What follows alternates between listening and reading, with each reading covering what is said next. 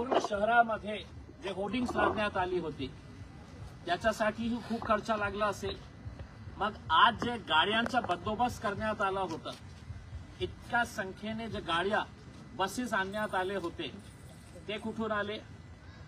मग जे लोकांना पैसे वाटण्यात आलं होतं 300-500 रुपये देऊन, आपल्या समाजाला याच्या बाबतीत विचार करण्याची वेळ आलेली आहे की असा आपल्या समाजाच्या आई बहिणीला आपण पैसे देऊन खोटं रिझन दाखवून त्यांना आपण रस्त्यावर बोलवत आहे।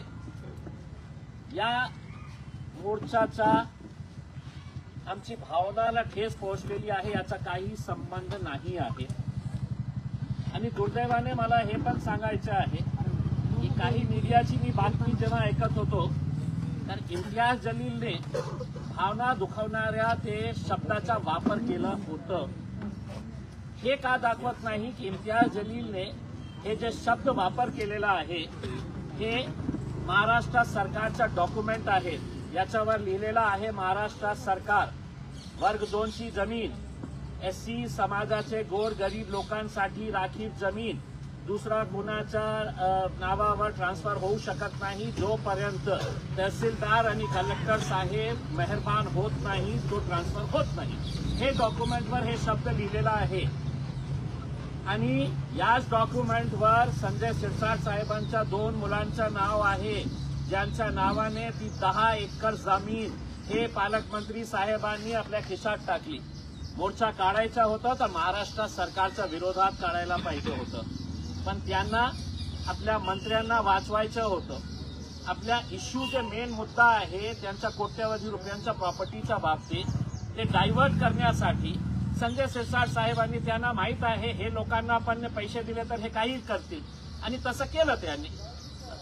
लाखोंच्या संख्येने येणार आहे लोक आणि आज सगळं समाजाला कळलेलं आहे की दलित चळवळ जे आहे, दलित मुवमेंट जे आहे ते खूप चांगल्या कामासाठी स्थापित करण्यात आली होती, पण अशा प्रकारचे घाणेरडे लोक त्याच्यामध्ये जेव्हा शिरतात तर कशा प्रकारे ते मुवमेंटला कसा कमजोर करण्यात येते आज त्यांनी सिद्ध करून दाखवले। गुंड प्रवृत्तीचे लोक इम्तियाज जलीलच्या विरोधात इतके मोठे मोठे स्टेज लावलेले आहे।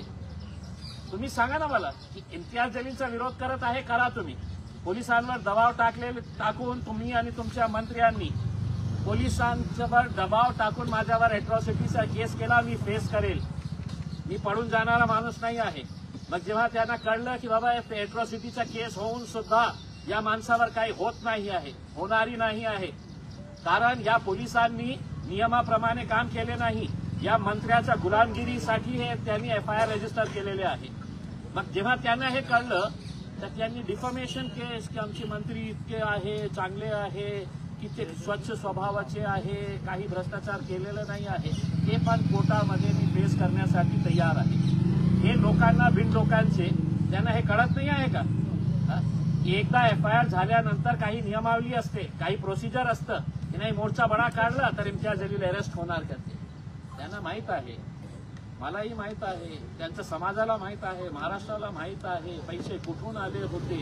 आता तुम्हाला काही मिळालं नाही त्याच्यानंतर तर तुम्ही असा करा, आता फडकल गेट पासून ते मंत्रालयापर्यंत मोर्चा काढा, अजून तुम्हाला संजय शिरसाटचा पैसे देते। आपल्या आता घरबार कारोबार आपल्या चुला चक्की जे आहे ना ते याच पैशातून चालतं ना, मग घ्या संजय शिरसाट साहेबांकडून मंत्रालयापर्यंत मोर्चा काढा तुम्ही। त्यातल्या काही लोकांनी तुमच्या घरावर हल्ला करण्याची भाषा केली, पोलिसांनी कारवाई केली नाही तर आमच्या पद्धतीने घरात शिकवू, प्रसंगी घरावर कधी करणार सांगा, कधी करणार सांगा। हे मला ऐसे चिल्लर चालणार हे जे धमक्या देणारे आहे ना आपले, तुम्ही सांगा मला कधी करायचे आहे, कुठे करायचे आहे।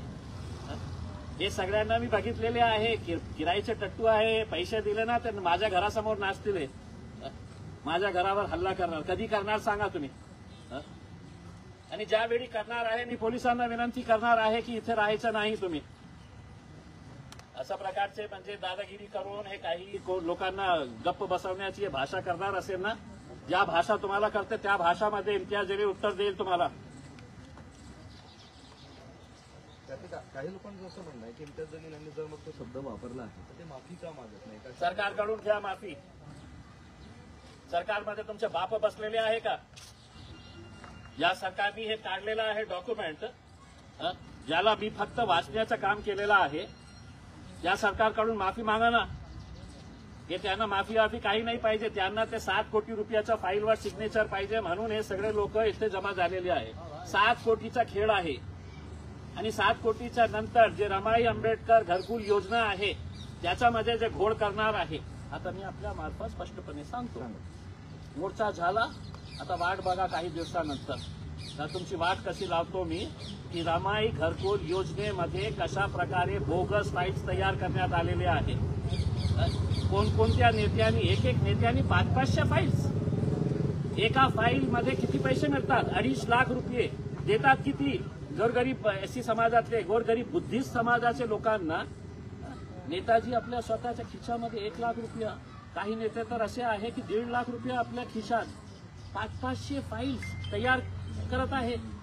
बोगस फाईल्स, बाहेर राहणारे, काही देणं घेणं नाही, संबंध नाही आहे, पण फाईल्स तयार केलेल्या आहे. मी महानगरपालिका आयुक्तांना सांगणार आहे की साहेब, जेव्हा मी एका कॅबिनेट मिनिस्टरच्या विरोध डीजी अँटी करप्शन ब्युरो सीबीआय पर्यंत पोहोचू शकतो, तर महानगरपालिकेच्या अधिकाऱ्यांविरुद्ध सुद्धा मी सगळे पुराव्यासहित जाणार आहे की कशा प्रकारचे हे लोक बोगस फाईल्स तयार करून, बोगस डॉक्युमेंट्स तयार करून, आणि पुराव्यासहित, मी पुरावा नसला तर मी बोलत नाही, सगळे पुरावे मी सादर करणार आहे. हे जे जितके स्टेजवर मंडळी होती ना, इम्तियाज जलील करते, हे तेच लोक आहे की ज्यांना असं वाटतं की बाबा इतकं वर्ष आम्ही हे पैसे गोरगरीब समाजाचे लुटून खाल्ले आहे, आमच्या बुद्धिस्ट समाजाचे पैसे आम्ही खात आहे, आम्हाला कोणी विचारण्याची हिंमत नाही होती. विचारणार नाही, पण मी विचारणार तुम्हाला. 7 कोटी रुपये मिळाले ना, तर हे समजू नका की आपण मोठे मोठे चेन आणणार आहे, मोठ्या गाड्या घेणार आहे करके. तुमच्या 7 कोटीच्या हिशोबावरही मी माझी नजर ठेवणार आहे. नाही तर मला माहित आहे कुठे तक्रार करायची आहे. 7 कोटी काय प्रकरण आहे? थोडं आणखी बोलून सांगा. समाज कल्याण विभागामार्फत एक स्कीम, कोणते मंत्री होते? हंडोरे साहेब, चंद्रकांत हंडोरे साहेबांनी एक खूप चांगली स्कीम सुरू केली होती. एससी समाजामध्ये एंटरप्रिन्योरशिप, बिझनेस डेव्हलप करण्यासाठी एक स्कीम तयार करण्यात आली होती. 7 कोटी रुपयाची ते स्कीम असते. एक प्रपोजल तयार करा, एक प्रपोजल तयार केल्यानंतर त्याचे इन्स्पेक्शन होतो आणि त्याचे पैसे मग ते फेज वाईज आपल्याला मिळते. अनेक लोकांनी काय केलेले आहे, माझ्याकडे एक उदाहरण पण आलेलं आहे की 7 कोटी उचलले, तिथे 2 लाख रुपयाचं पण काम नाही केलं तिथे, आणि त्यांना वाटलं की आम्हाला कोण प्रश्न विचार करू शकतो, आम्ही तर समाजाचे मोठे नेते आहेत. मी त्यांना सांगितलं होतं जेव्हा माझ्याकडे आले होते की साहेब तुम्ही सेक्रेटरी साहेबांना बोला. मी बोलतो, पण प्रामाणिक आपल्या समाजाशी राहा आणि कमीत कमी 20-25 आपले समाजाचे, बुद्ध समाजाचे गोरगरीब मुलं आहे, त्यांना नोकऱ्यासाठी तुम्ही ह्या पैशाचा वापर करा. नाही केलं, आणि आता हे सगळं ते 7 कोटी रुपये आपले परिवार कल्याण मंत्री त्याच्यावर साईन करतात. परिवार कल्याण मंत्री म्हणजे समजलं ना, जे विट्स पण घेतले, MIDC पण घेतलं, जमीन पण घेतली, एससी समाजाची जमीन पण घेतली आजच्या नावावर. समाजाशी काही देणं घेणं नाही आहे. आपण अडचणीमध्ये आलं तर मी समाजाचा उपयोग करून कशा घ्यायचा आहे. स्टेजवरचे सगळे ती लोक आहेत का 7 कोटी रुपयांचे लाभार्थी? पूर्ण तेच आहे.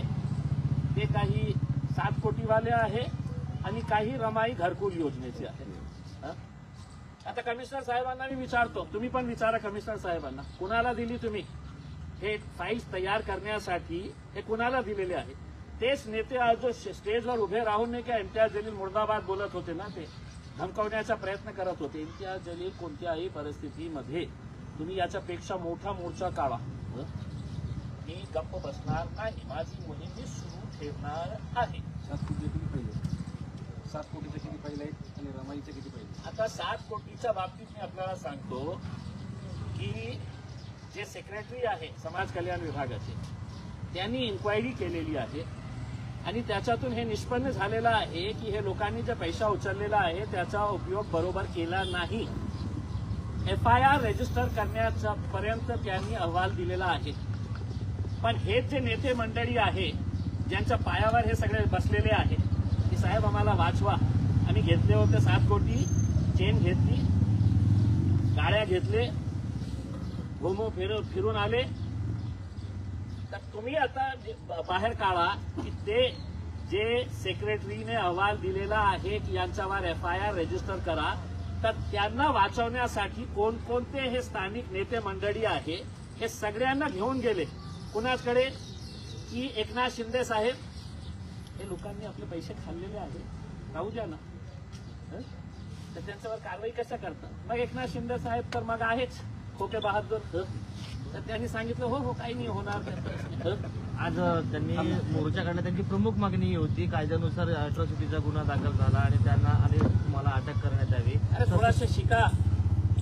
डॉक्टर बाबासाहेब आंबेडकरांनी सांगितलेले आहे, शिका, संघटित व्हा, संघर्ष करा. थोडेसे शिकलेले असते ना, जे स्टेजवर उभे राहणारे जे लोक होते त्यांना कळलं असतं की FIR झाल्यानंतर आपण मोर्चा काढल्यामुळे कोणाला अरेस्ट होत नाही. तुम्ही काढलं मोठं मोर्चा, मग मला अरेस्ट, मी उद्या मोठा त्याच्यापेक्षा 10 पटीने मोठा काढू का की मला अरेस्ट होऊ नये? मग पोलीस त्याप्रमाणे कारवाई करणार का? त्यानं करायला पाहिजे. थोडं शिक्षण घेतलं असते तर त्यानं कळलं असतं की नियम असते, काही प्रोसिजर्स असते, इन्क्वायरी असते, त्याच्यानंतर हे सगळं कारवाई होतं.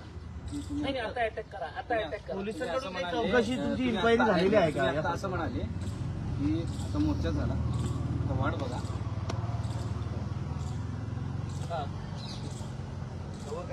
आणखी बाहेर